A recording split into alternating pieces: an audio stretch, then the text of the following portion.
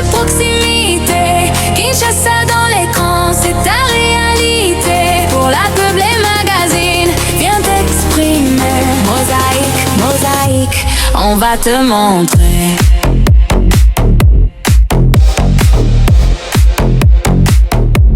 On va te montrer. Bonjour et bonsoir, ça dépend de l'heure où vous nous suivez sur Singi Télévision et d'autres chaînes partenaires Mosaïque Télévision. Bienvenue à ce numéro Parlons-en, une émission à caractère politique, social, aussi culturel, que vous aimez trop regarder dans vos maisons, voire même ailleurs, même au marché, tout ça. Bienvenue comme d'habitude sur Mosaïque Télévision et Singi Télévision et d'autres chaînes partenaires à ce numéro de ce lundi 27 avril 2026. Comme d'habitude, je ne suis pas seul, j'ai toujours été accompagné par les Congolais de bonne qualité. Donc une personne qui réfléchit pour son pays, qui aime aussi tout faire pour défendre sa mère patrie. Pour qui je salue M. Dominique Lifoko. Lofico, bonsoir et bonjour. Bonsoir, monsieur Moïse Mukendi. Moïse Mukendi. Très ravi, c'est la première fois qu'on puisse se voir et j'espère que ce ne sera pas du tout la dernière fois. Je suis très content de te revoir encore vu que ça fait très longtemps. Donc le partage de ce soir sera vraiment émouvant. Merci beaucoup d'avoir répondu aussi à notre invitation. Merci aussi d'avoir accepté de partager avec les Congolais qui attendaient beaucoup de vous. Sinon, c'est quoi les biscuits que vous nous avez apportés comme un sujet isolé? Bon, le biscuit, soit le bonbon, soit l'aliment intellectuel que j'ai apporté. Ça va être... ça sera porté par un sujet très important qui fait de bruit, surtout concernant les migrants et la Constitution. Ce sont les deux chevals de bataille auxquels je suis venu pour mettre en terme cette histoire pour de bon. Vraiment, ça fait partie même des sujets du jour d'où on doit essayer de partager. Notre émission, c'est une émission bilingue, donc togo kolobela on a lingala, togo koloba na swahili, na chiluba na munoko nyonso togo sepela po na kolobela. Oui, sans tarder, nazo mekana no kopesa bino ba titre ya thématique au tokolobelelo. Nous allons parler sur accueil des migrants qui est expulsé des États-Unis. Et après, nous allons parler aussi de la révision de la Constitution. Et nous allons aussi essayer de mettre un mot sur la gestion de la ville-province de Kinshasa. Vous savez très bien qu'il y a un peu, la ville est insalubre, il y a aussi des embouteillages partout. Donc, on essaiera un peu de mettre un mot. Avant tout, qu'on puisse entrer dans le vif de notre sujet, M. Dominique, vous pouvez d'abord essayer un peu de vous présenter en tant que cadre d'un parti politique X ou Y, ou bien vous êtes membre d'un structure. À vous la parole. Déjà, je m'appelle Dominique Lofico Isangilima. Je suis expert en administration publique au cabinet du ministre des Droits humains, maître Samuel Mbemba Kabouya.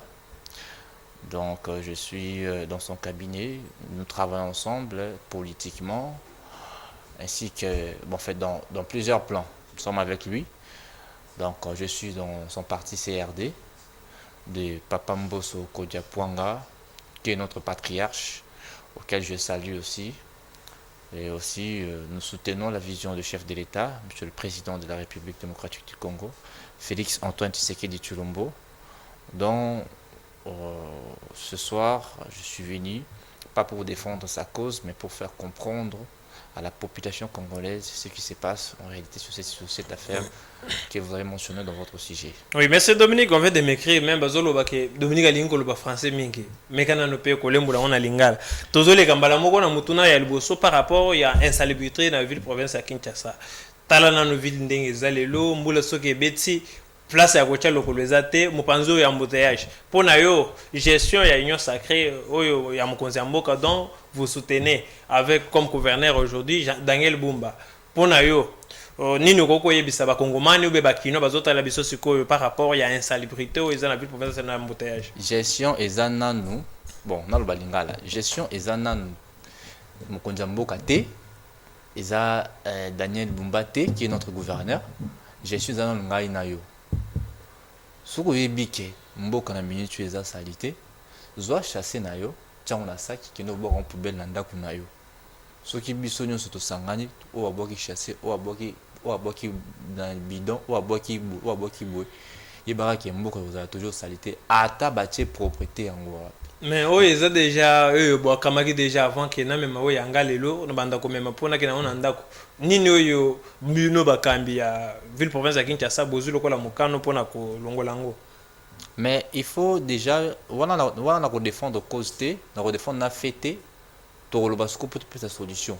Il faut l'État congolais a mis en charge à installer ba poubelle publique ba msu ba bo rappeler ba usage mort ya salité ou dans le quoi ba masuba faut l'État azwa ba précaution à installer ba toilette publique surtout bato esika ba te kaka il faut l'État azwa précaution à ba ko installer même ba kiosque public ou moto a refra na carte salité na suka na carte ya si ça boit qui on a poubelle publique après bon il faut ça tout un ministère au ba landela makambo voilà ba on va rezoba salité na ko stockyon qui pas ba qui ko tumbango soit voilà solution ko pesa.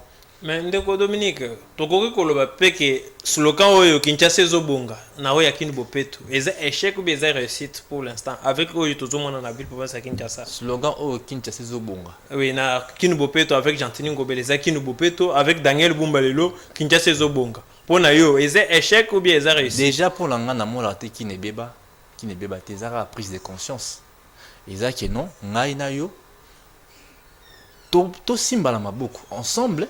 So o azui mo kombo bandi ko kombo la sika na ye o azui kombo akombo pe sika na ye en attendant na nous to biloko wana ezati parce que na kala bando osala salongo.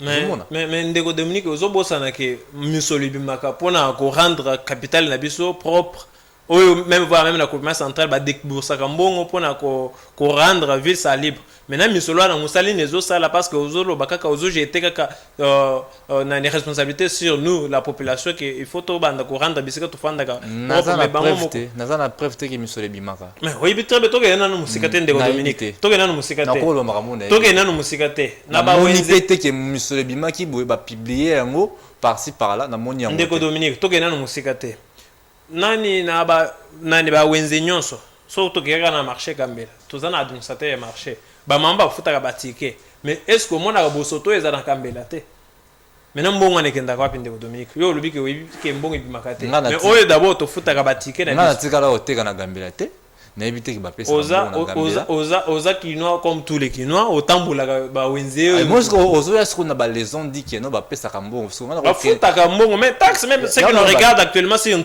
télévision botala na sa télévision na bino boko mele biso message na numéro na biso eza na amba ya télévision boye biso soki na wenze bo futaka ba ticket ou pas ah soki bon toki na deka soki ba futaka ba ticket faut l'état siko azwa prise en compte ya ko kanga bato ba sala ka misala te malgré bato ba futa mbongo na bango o ba chaka salité wana faut l'état abano kanga no bato na ye wana nanu o wana ba cha o ba kenda ko sala contrôle soki musaya sa ma bien te mais soki zaki ba futa kana bango te parce que ngana ko zwa nini par ou nazwa parti pris ya mutu ya population no pona mona no te na mona preuve moko te ndeko Dominique maintenant pona yo nazozongela mutu nanga Kinshasa ezobonga na kini bopeto entre les deux slogans ou bien deux campagnes au balance qui ni les a réussite entre les deux. Kinshasa ezobonga na Kinbopeto ezalaki ya ndeko Gentini Ngobila. Kinshasa ezobonga za Daniel Bumba. Bon, ce qu'on déjà na yo jugé no nanu gouverneur actuel Gentini Daniel Bumba te na loko tandis que mandat ne si nanu te. Donc il faut to banda ponga na jijaka nanu muto déjà mandat ne sili mandat na eza impératif et ba koko telemisa ngo na tango nyonso bakoki na ba telemisa ngo mais to ba député o lelo bazal dans population zo réclamer lobi bazal lokola bazo sala musalo ezo sengela basala te pona ko gérer ou bien ko superviser mais sala ko venir zo sala yango nazo lobati soki bazo sala musala te il faut que l'état a mis en charge à kanga à punir ba sanction ezali soko soko sala ngote c'est que yemoronde baza complice makambo pour na rejoindre ni parti pris à moto ni à gouvernement ni à qui que ce soit tout le makambo eza réalité réalisme à la miniature Et là, on a monité. Donc, pour nous, tout d'abord, on doit reconnaître que maman ya wenzeo, bafutaka ba taxe ya ticket pour na. Et ça, nazo boya yango, nande nazo ndima yango, na tikala nde komona. Au moins, nande ba maman wenzeo bazo. On a teka pena nouté. Donc, même na ba maman parce que vous avez candidat na conseil communal ya commune ya Kasavubu. Voilà, qu'est-ce qu'on a si. Non, nazo lona tuna yo. Na ba mama ya base na yo ba batekaka na kamelo bayaka koyebisa ba doléance na bango bazala kite po bayebiso ke tofuta ka boyisa ba koyebisa ngo pété. D'accord, mais tous les canaux le problème maintenant il y a un année embouteillage dans la ville province ya Kinshasa. Lelo ozomona banzela ba chantier za partout. Mais je crois bien que ingénieur Kairos akola kisebiso ba bilili na nzela o route mokali o ezobimati na ne Pascal to tala na bilili au moins na ndenge nini nzela eta ya nzela ekomi. On a tout le monde qui récemment, ministre des Finances, ministre Doudou Famba, a dit que mon oignon sur Banzela est financé par le gouvernement central, tout le monde de Kobumba a répondre. A dit que non, à cause que le bon côté, pour nayo, les lots, c'est parce que pour autant de comme aux avions ou bien aux petits porteurs pour tirer un plateau na biso certainement embouteillage des alliés. Là, je reconnais. Parce que ce qu'on a vivre, on a tout vivre en Pesco. Mais il faut oyer le roman. Partout au bon embouteillage, bon remarquer que Moussa des autres salima. Alors bon réclamer pour Annie. Parce que Moussa des autres salima dirait de Dominique. Il y a un zoloba, il y a un zoloba durée et roumela roumelate. Sur le monde Moussa des roumeli, cela veut dire que Moussa des alaki makasi. Je ne suis personne pour t'apprendre ça. Oui, bien que non. Sur Moussa des makasi, il faut toujours temps et réflexion. Qui veut dire temps il faut roumela. Donc, tant il y a réflexion, quel que soit, il faut que ça ait 2 ans, il faut que ça ait 3 ans, il faut dépendre de Ndengenini, de Daniel Lubumba ou bien de. Moutoisa mettre à temps, il y a circonstances en Zambie. Mais biso toza batu. Ok, non, tozo raisonner. Toza ba machine te ça de façon directe. Dans minute, ceux qui m'ont salé l'équipe makasi et qui ont un temps pour ça pour une bonne fois pour toutes. Il faut essayer l'essentiel de salé les autres salema. Qui n'a pas que les amis qui ont salé mon côté, oyo les autres salema dans minute oyo. C'est ça. Bon, tout dans la lomba moto les gars na sujet na biso ya concernant makambo ya ba immigré oyo ba uti États-Unis o ba expliquer bango ba yena mboka na biso. Ndeko Dominique oyambaki makambo na ndenge nini tant monika ka to fandi boy boom 15 personnes oyo baza ba bengani bango na États-Unis ba yena mabele na biso. Bon, affaire ya immigré oyo ezolobama trop. Mais il faut boyer ba lo moko. D'abord pour comprendre immigré ba migrant baza ba nani. Ozomona. Migrant azali mutu oyo a déplacé mboka na ye, soit a déplacé endroit moko boye. Soit oza à la Kinshasa, ok na Lubumbashi. Ozomona. Ok na côté moko boye momentanément ou soit pour de bon, soit pour une durée indéterminée. C'est ça un migrant. Ozomona. C'est que bateau oyo bazozwa yango na ndenge ya mabe que voilà ba migrer ba ye ba ko envahir mboka wa les ont dit ba ko envahir mboka na biso ba ko ça bino bozo boya ba migrer ba ya na Kinshasa. C'est que biso pourquoi to kenda to kenda États-Unis pour ça va payer visa États-Unis à la minute. Non mais Dominique non s'il vous plaît Dominique na toucher point moi pour to en terme Dominique s'il vous plaît rappelle à reposer une question sur ta question. Non mais c'est moi qui pose des questions. Oh tu poses des questions na répondre par une question. C'est pour ceux qui va payer la minute visa États-Unis qui comme étant migrant parce que la minute ceux qui t'ont enregistré combien de Congolais basés aux États-Unis la minute comme ba migrants. Ndeko Dominique, est-ce que vous savez très bien que... La réponse déjà. Non, s'il vous plaît. Je vais vous poser la question, vous allez répondre. Ceux qui nous regardent actuellement sur une Singi Télévision, Bazo Landabiso, na Mosaïque Télévision, Bangonde, Bakokomelebiso, message na numéro 9. Est-ce que vous voyez très bien que Kokende Yamutu, en longueur volontairement, na mboka X ou Y, na oyo ke bakanginga na makasi parce que nazaki na mikanda kuna te bazongisika na mboka mususu. Eza eloko mibale, oyo moko donc eza eloko mibale, eza différent. Donc, ils ont mon côté, bon. Maintenant, nous avons yo avec tout le problème au biso tout na Congo. De l'eau au talibien, tout ça un problème sécuritaire, tout ça un problème moko au monaki inondation, c'est la marque récemment nandili au maï côté là-bas tout na bandako. omonaki bandeko ba sinistré ya paka jum place ba ko cha bango mais ba oyo ba ye ko ya wana jusqu'à ce jour ba solution ya oyo ba congolais tozo yango noté mais mukanu nini ou bien likanisi nini ekoki ko permettre bino bondima bozo ba pa ya oyo États-Unis abengani parce que ça ba to oyo bazana mikanda te na États-Unis ba bengani bango bazongisi ba batindi bango na Congo nini oyo ko sala ke bondima boya ba bato na mabele na biso et pourtant biso ba congolais on a d'abord nos problèmes oyezo na solution te ndeko Dominique na ouais on plate ba migrant wana ba sale problème ni ba yo porter biso na Congo à minute problème ba yo porter biso na Congo le fait que vous dans Congo ba problème ni vu que jusqu'à ce jour ou bien actuellement même on a un message où est clair où ya bato et bakambia mboka na biso ba pesi pour na ko faire comprendre utilité ya bato na ndeba yeli biso na mboka na biso te ezana te ya mondi ezo pesa mitune belé pa ba congolais alors plutôt au lieu ya koluka cause tous biso ba congolais tous ba présumer o ya lobaki o ya lobaki que nanyo question esengeli to mituna ezanini ba migrant wana ba ye pona nini donc au fond de ces répondre biso kasi ba ye pona nini soko bandaka wana pourquoi ba ye et bandi boni ba ya awa ozomona là c'est quoi eza question mongo eza lié na ba accord ozomona jusqu'à présent ba accord eza publié té na koki koloba té raison pour laquelle ba ye et vous savez très bien que même na canal ya Assemblée nationale té on a prévu que accord ya bongo ils ont touché souveraineté na biso il faut les gars normalement à l'Assemblée nationale mais jusqu'à ce jour ba député na biso ba yoki pesa ngwana loko la biso ya on a l'obité ce qui mon gouvernement a réagir cela veut dire qu'il y a des moments propices à réagir pour faire mais ils sont déjà sur notre sol ndeko ya on a l'obité ce qui basa sur notre sol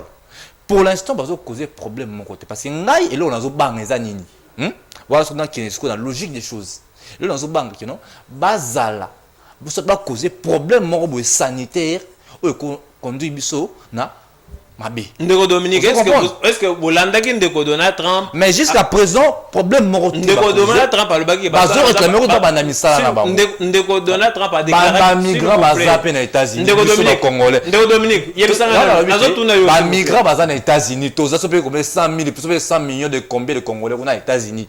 Est-ce que États-Unis réclamé bazana ba papier bazana papier oh mais ce Zara échange mon boy ah ba congolais belé baza ah ouais il veut demander mon nom et pas là yo où est le problème parce que tous ça bango na ba accord ndeko Dominique tous ça bango amitié tous ça bango na une relation mon boy relation diplomatique liée de façon directe est-ce que c'est dire un peu de tolérance ndeko Dominique est-ce que est nécessaire ou bien est important pour na koyamba bato na babele na biso parce que j'ai comme impression ça lokola papa za na bana ndaku bana 5 na ndaku azoka kolesa bango te mais akena orphelinat akeko adopter mwana mususu po ya kochena eza bolingo donc bolingo mais wa oza na ngona za ilo akolete ya eza bolingo na sens ndenge nini tokobunda tolia kolia sila kana ngoti suka tokobunda ekomona na tokolia ensemble le fait que tozakaka na accord na États-Unis ou quoi que ce soit et l'autre tokosenga ye akoboya te et l'autre ba kosenga biso to ko boya te po ba congolais pe biso toza kuna pe belé to envoyer mboka na bango ba lobité car biso faut réclamer ndeko Dominique yebisanga nanu parmi bato ba ye il y a ceux qui ezaki ba ingénieur bazalaki na kati ba message est-ce que États-Unis alingaka tinda bango na Congo et bon on a biso que na kati bango ba il est très non mais ba bengi bango ba danger et pas ya Donald Trump ye moko ba bengi bango ba danger pas Donald Trump ye moko oui bon nga en tout cas Nathalie Ngote otale yango te donc yo pona batinga na weze otebi na yo te bon yo na que non ba sala ki ba sala nga le il faut mon ami tu ne bisa donc est-ce qu'on a vérifié c'est ça qui est rare entre ba congolais bolimbisa ngai mais na minute yo toza déjà bato déjà baye to akiri bango bien biso toza Congo toza maison mère to ya maramuto nyos chinois za awa coréen za awa oh ba sud-africain munoto aza awa pourquoi ka biso ba américain ba awa parce que baza bato moko ya type boye faut ka to boye ndeko Dominique makambo ekomelaki biso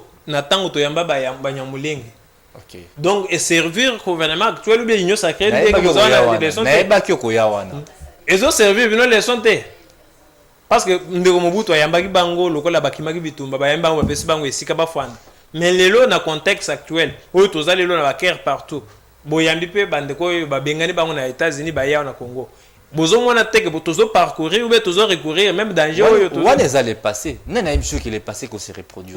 Le lot ça nous pose tort. Le fait ne se reproduire qui veut dire tout garder sans foi. Mais gérer c'est prévoir Ndeko Dominique. Gérer c'est prévoir. Bien sûr. Mais ce n'est pas tout prévoir en même temps. L'anticipation en politique. Je sais très bien vous êtes politique. L'anticipation en sciences politiques, ce qui t'a anticipé, il faut tout le méthode. Déjà, tout le méthode n'engue moussous.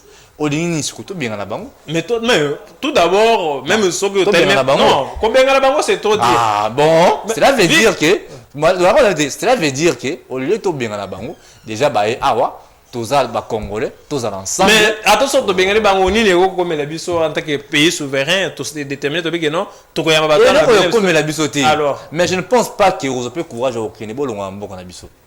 Non, moutoua, signé encore, on dit moutoua ça en moukan ko kende. Il faut pas te charger sur un moutoua chef de l'État. Au moins il prend mes arani biso. Nanga adage toujours. Au comprendre papa car ceux qui ont commis papa. Donc, comprendre le président, ce qui a commis président. Dans la minute où on chef de l'État, alors que l'affaire de l'État est concernée, le président a raté, concernait tous les Congolais. Vous avez la décision tout est prise à n'importe quel temps, il va être impliqué.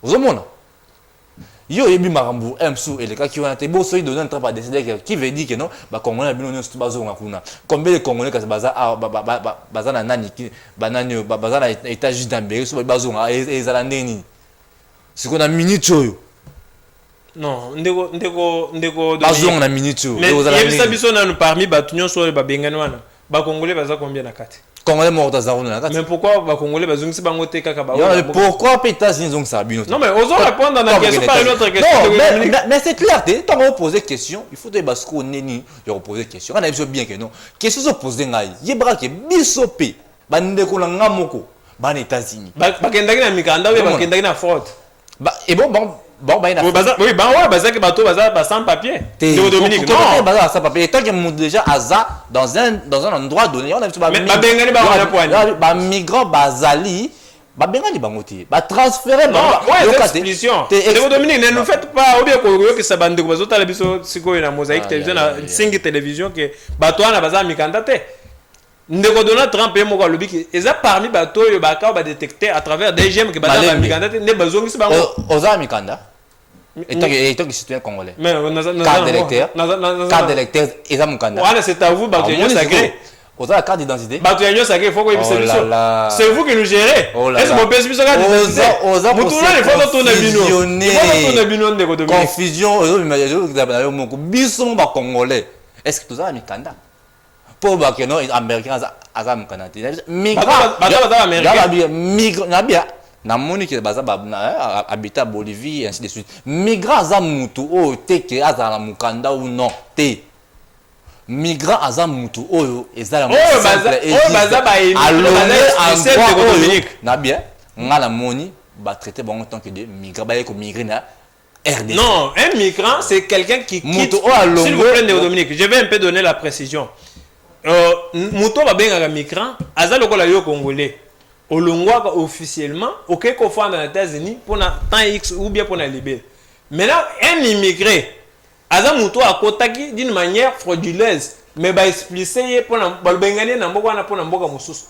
Bah bengi bah bah migrant to bah. Bah immigré. Ok. Bah immigré. Bah hors la loi. Oui. Bah sans papier. Tu bien en haut sans papier. Des vulgaires criminels. Bah sans papier. Bah sans papier. Et on appelle la tenue question t'es mon cher. On retourne dans la théorie de mitune za yanga biano. Nazo ya no la yo. Mais la question kaka. Pour la faire comprendre yo. Ozomona. Eza yango simple. Okoki ko traiter mutu te kaza sans papier tandis que biso mutu za ba sans papier. Toi na carte d'identité, carte d'électeur. Mais toi na mboka na biso. Il y a dans l'obité carte d'électeur et ça autre chose. Les faits bango pe bazalaki na mboka na bango mais ba suji bango le quoi ba immigré. Bagani bango na ye ka. Batana bazole bango. Ngai na yebiti. Oyebite. Donc Dominique. Yo comme oyebi ke bazui bango M6 aux États-Unis ou quoi que ce soit et taligara yo. Bazui bango M6. Donc ozo contredire ndeko Patrick Mouya tout comme la première ministre a confirmé qu'il n'a pas na contredire mutu moko te na tangi combat Patrick Mouya ya te excellence tel qu'il est je le respecte. Mais vous voulez contredire. Na tangi combo ya première ministre te je le respecte, je le contredis en rien du tout. Non mais elle-même elle a reconnu que Yonde ozo se contredire dans ma question na yo. Nga nazo répondre yo. Yo moko oza papier. Comment fais-tu que Moutouana a sans papier? mais papier pour parce que différence parce que oza na mboka na yo. Ah oui. Ozomona. Mais bango baza mboka na bango. Bango baza na mboka na bango te. Ah oui. Aussi longtemps que toza la ba accord na bango. Accord on a nani? Na États-Unis. Donc États-Unis un partenariat. Un Colombien ou un Américain de un partenariat sur le plan diplomatique, sur le plan ceci, cela. Tant on doit communiquer un accord dans un pays tel, déjà, il y a une facilité. Accord, ils ont directement respecté. Donc, on peut parce que le fait qu'on a un accord, entre autres, en partie, comme les Congolais, en partie, nous sommes des Américains. Donc, aux autres confirmer en habitant de que les Nabiso qui battent les Congolais. Entre autres, en partie, Congolais, et en partie, on peut être aussi des Américains parce qu'on est lié par un accord. Donc, un Colombien qui a été expulsé des États-Unis à Congo, automatiquement, j'ai bien dit lié par un accord. Parce que tout un accord, il y a un Congolais. Bien sûr que si. Dominique, par exemple, Malembe, tu aussi cité. Par exemple, au Longo étant qu'un migrant soit un immigré, ok, dans Mokabo, tu changes de nationalité, bah plus de papier. Tu deviens qui? Ndeko Dominique, j'ai comme impression que aux autres, la confusion entre un migrant et un immigré. Au Longo pays, étant qu'un migrant ou un immigré. Mais au Québec, pays, moi, chance paix et sourire, donc, directement aux papiers. On peut s'attendre qui t'a dit seulement qu'un migrant doit avoir papier? Selon les explications, exemple, n'appelle ce exemple simple. Yo Longo, ok, pas tant qu'un migrant, mais un immigré. C'est-à-dire qu'un seul expulsion, Longo soit au Kimimboka. Ndeko Dominique. Au Kimimboka, ok, les États-Unis, aux papiers tant que citoyen américain. Donc, aux confirmé que Batouan Ndé Baye na Mabélé, la biso, lobby, papier, congolais. Mais là, on comprend d'autres. Maintenant, on comprend, donc on a fait comprendre, le roseau lingo kenino, on fait confirmer dans la télévision devant tout le monde que voilà, congolais ou pas. Il y a des Chinois ici. Au monde. Baye na cadre légal. Malembe. Il y a des Chinois ici. Il y a une identité na. Baye na cadre légal. Bakota awa ndenge nini. Tout dans la DGM. Nabi bakota awa ndenge nini. Tout dans la DGM ndeko Dominique. Au monde. Il y a des pays frontaliers baza awa. Bakoti dans le Soudan, Angola, par-ci par-là. Bakota awa. Baza la carte d'électeur. Baza l'activité ndengini. Toza na ba service eza censé ko na so ke otuna bato ba service na tuni. Est-ce que baza miso baza ba papier ba kenda rappel la commune na biso awa. Tozo chité de papier. Tozo signaler biso ya la musala ba créer activité moko ba pimi la bango. Ndeko Dominique. Ndeba américain ba ekomi mara mususu. Ndeko Dominique. Ndeko Dominique, to le kana sujet na biso ya suka concernant révision modification constitution. Tout le monde est causé même tort entre Binoba Kambi et Union Sacrée, ou membre de l'Union Sacrée, entre autres, tout le monde est combattu le Kouébou, le Baki qui tout ça, un problème, il y a texte, après ça, point de vue, pour nous, Nambo Cannabis, tout ça, problème, il y a texte, tout ça, problème, il y a battu. Tout le monde est posé, problème, à Bungisme, et Bonga, il y a occupé le Sénat. Pour nous, en tant que Congolais, en tant que cadre de l'Union Sacrée, changement ou modification, vous avez pour ou contre révision constitutionnelle. D'où Binoba Union Sacrée, vous bon, Kozala pour ou contre la révision. Déjà, si mon chef, lui-même le président de la République, mentionne sur le changement ou la modification ou si c'est là de la Constitution, je dois être pour ça. Pourquoi? Voilà, je vais te répondre, ne vous en faites pas. Il a bien dit, il a été clair en disant que on doit modifier la Constitution parce qu'il y a des articles qui se sont et qui ont été écrits qui sont contre le Congolais, contre le sol congolais. À l'occurrence, vous comprenez? tangele biso na 5 articles oyo eza contre non tanga ba 5 articles on a dit nyo stuza na mutu bazotala yo sikoyo na singi télévision tangele biso na 5 articles te kokenda na c'est pour ça me pose na répondre par une question yo moko otango yo moko de te malembe tangele biso na 5 oza wala te otuna ngai 5 articles o bona déjà quand le président lui-même a prononcé en haut qui veut dire mais ce n'est pas la parole de Yoka qui veut dire que il y a des louchetés ou il y a découvrir na katikuna mais yo en tant que cadre de l'union sacrée muto soutenir ce qui na rotanga article 240 de la constitution 240 de la constitution tout à l'ango 240 mais 240 exact na constitution na biso constitution na biso tout article 240 aux assure mais tangale biso ka 240 que dit l'article 240 de la constitution na biso ils ont entre article 140 ou 240 de la constitution total en gros. Ndeko Dominique, vous avez une minute pour nous collecter biso article 240. T'en fais pas.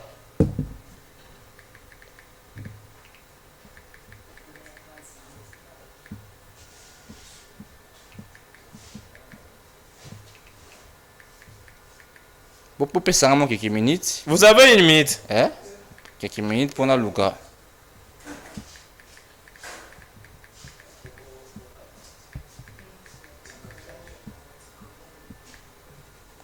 Pona Lukango.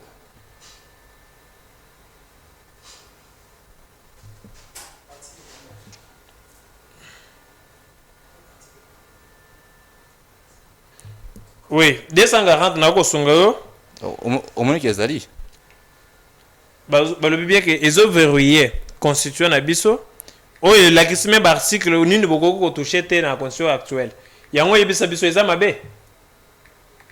Zela. Pour mon bien. Avant de répondre. Au 30 secondes de Dominique, na ko aider na zo epa na nga yango article 240 yango. Enyo lo banini.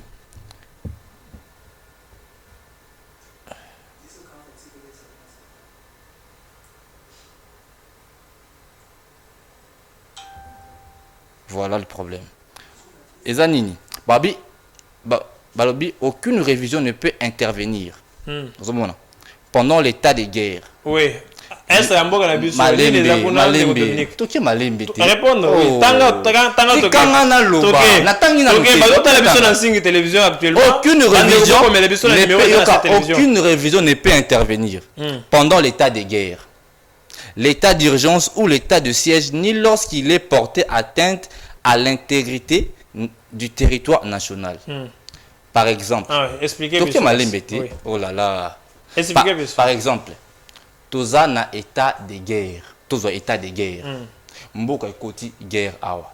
Et que esengi ke to modifier certaines lois. Malembete, matika na tata penser na ngai. Loba. Mboka na loba na lingala bien. Et mboka ekoti guerre.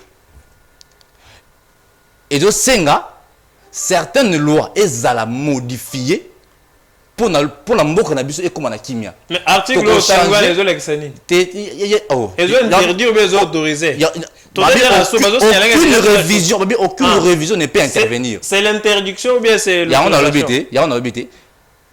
Et ça qu'on interdire, va modifier. Qui veut dire c'est déjà contre nous. Contre comment ça? Je m'explique. Explique-vous. Non, oui, Loba. Vous en avez 2 minutes. Tout ça déjà. Je m'explique. Oui. Tous en état de guerre, mais comment on peut pas revoir une loi qui veut dire qu'il faut revoir loi wana. Mais de quel mécanisme vous revoir? Pour tant que les interdit. Quand on dit déjà cette période. Non, c'est déjà contre nous. Cet article joue contre nous. Qui? Parce que quand, par exemple, à l'est du pays, nous sommes en guerre à l'est du pays. Oui. Et aussi, certains articles, ils ont modifié pour qu'il y ait quota. Il y a un autre. Cela veut dire, Dominique, s'il vous plaît. Pour réviser, au lieu de dire aucune révision ne peut intervenir, il faut seulement dire que on peut réviser quelques articles pendant l'état de guerre. Donc, Ou l'état ouais, d'urgence. selon Magalicinayo, selon ce qui est prévu par déjà l'article, pardon? C'est oui, les autres personnes, les Magalicinayo, déjà ce qui est prévu par l'actuelle constitution. Quand on parle de la révision de la constitution, ça veut dire simplement que même cet article, même cet article peut tomber parce qu'on est en train de revoir les articles. Parce que selon l'article, s'il vous plaît, Dominique, bande oiseaux à la biso, aux autres, on a confusion. Il y a un autre, c'est que vous venez de lire. Actuelle constitution, ils ont interdire son révision pendant la période de l'état de guerre, tout comme aussi pendant la période de l'état de siège, tout comme aussi l'intégrité à territoire n'a biso est menacée. Maintenant, il y a un autre côté. Expliquez biso gas. Maintenant, oui. Article, aucune révision ne peut intervenir. Oui. Bah interdire ou bah autoriser selon Malembe. Aucune révision ne peut intervenir. Ça veut dire que non, bah interdire. Ah oui, maintenant comment Bino Bozolo va procéder en Gondeni tant que l'eau est interdit par la Constitution. C'est le président de la République. Il n'est pas au-dessus de la Constitution. Non, c'est lui la Constitution. Il a prêté serment sur la Constitution en disant qu'il doit le respecter. Je comprends que vous, les Congolais, vous devrez avoir une forme de dictature. Comment ça? Mais expliquez-nous. Parce que quand on parle de chef d'état-major, le représentant, le numéro 1, ça veut dire que cet article, toute la Constitution, ce n'est pas des écrits, mais c'est lui la personne, c'est lui la Non, mais lui-même, il n'est pas au-dessus de la Constitution. Oh là là. Parce qu'il a prêté serment en nous disant devant les foules, pour respecter en Je comprends que vous aimez ce qu'on appelle le Moboutiste. Parce que Mobutu, il va changer la Constitution. C'est lui la loi. Vous devez comprendre que quand le président est président, il devient la Constitution de façon directe. C'est pour vous dire que la Constitution, c'est une bonne option auquel certains articles au Ngamsuna Tanguité peut être révisé. Oui, Bandeko, je remercie le Seigneur Jésus-Christ pour la grâce qu'il m'a accordée. Je remercie tous ceux qui me suivent. Je vous aime beaucoup les Congolais. Nous nous battons pour que les choses s'arrangent. Merci beaucoup. Merci beaucoup Bandeko Nyonso. Bapesa kibiso tango na bango pona kolanda émission na biso parlons-en sur Nsing Télévision na ba chaîne partenaire Mosaïque Télévision. Tozo tombola bino mokolo malamu botikala kaka scotché na chaîne na biso pona kolanda suite ya programme. Tokuta na mikolo zo liboso.